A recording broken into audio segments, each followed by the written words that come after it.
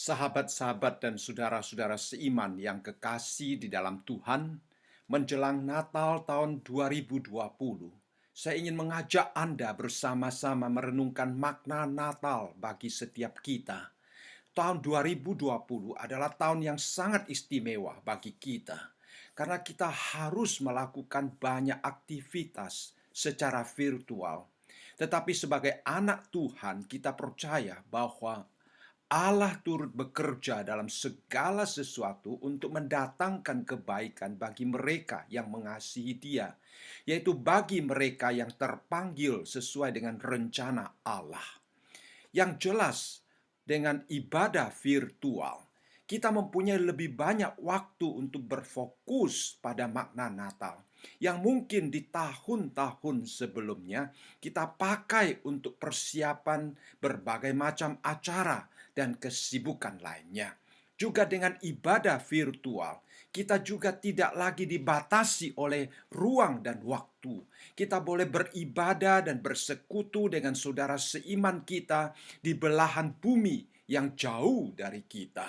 Marilah kita melalui kesempatan ini bersama-sama merenungkan tentang semangat Natal yang sejati. Dari kisah kelahiran Tuhan Yesus kita percaya bahwa semangat Natal yang sejati datang karena kelahiran Tuhan kita Yesus Kristus.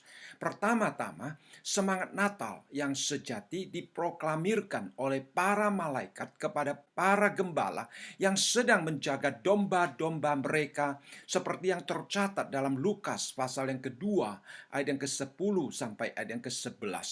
Malaikat berkata kepada mereka yang terkejut karena melihat malaikat berada di tengah-tengah mereka secara tiba-tiba. Malaikat berkata, "Jangan takut, sebab sesungguhnya aku memberitakan kepadamu kesukaan besar untuk seluruh bangsa. Hari ini telah lahir bagimu juru selamat, yaitu Kristus Tuhan di kota Daud." Setelah itu para gembala melihat sejumlah besar bala tentara surgawi bersama-sama dengan malaikat itu memuji Allah, katanya. Kemuliaan bagi Allah di tempat yang maha tinggi dan damai sejahtera di bumi di antara manusia yang berkenan kepadanya. Selanjutnya, semangat Natal harus kita ekspresikan dalam hubungan pribadi kita dengan Tuhan, yaitu ketaatan dan kesediaan kita untuk mendengarkan dan melakukan firman Tuhan, seperti yang dikatakan oleh Bapa Surgawi dalam kisah di mana Tuhan Yesus dimuliakan di atas bukit. Waktu itu Petrus mengusulkan hal yang dipandangnya sungguh baik. Dia berkata kepada Tuhan Yesus seperti yang tercatat di dalam Matius pasal yang ke-17 ayat yang keempat. "Tuhan, betapa bahagianya kami berada di tempat ini. Jika Engkau mau, biarlah ku dirikan di sini 3 kemah. Satu untuk Engkau, satu untuk Musa, dan satu untuk Elia." Tetapi apa yang diinginkan Tuhan berbeda dengan apa yang diusulkan Petrus. Dalam ayat yang kelima dikatakan, "Dan tiba-tiba sedang ia berkata-kata, turunlah awan yang terang menaungi mereka, dan dari dalam awan itu terdengar suara yang berkata, 'Inilah anak yang kukasihi, kepadanya aku berkenan, dengarkanlah dia.'" Semangat Natal yang sejati bukan apa yang kita ingin lakukan atau usulkan untuk Tuhan, melainkan mendengarkan Tuhan.